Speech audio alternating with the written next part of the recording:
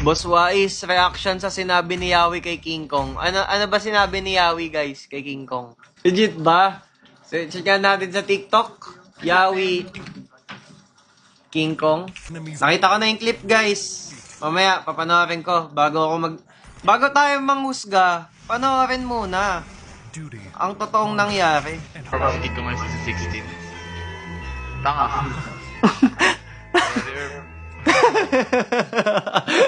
Straightforward ah. Ano masabi sa performance ni King Kong season 16? Tanga. Sorry, Herb. Grabe na si Yawe. Yun yung opinion ko. Parang nagbibiro lang naman. Ang engot. Kung seryoso yun. Close pa sila para mag-joke ng ano? Or Hindi ko alam eh.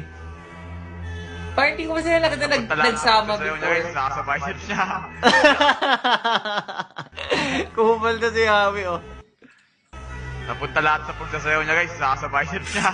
Lakas niya napunta lahat sa biceps niya guys. Ako naman guys, malaki naman biceps niya ano eh. Ni Boss King Kong eh. Napunta lang lahat sa lakas guys, lahat tinira sa ML. Laglag ng TN sila.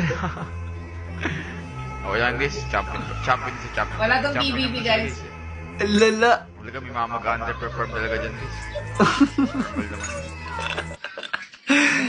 Yan ang nakakamiss kay Yawi, guys. Mga nantatrash talk ng pro player. Napunta daw sa biceps, guys, yung lakas. Tsaka pagsasayaw. Sabi ni King Kong. Ay, sabi ni, Yawi.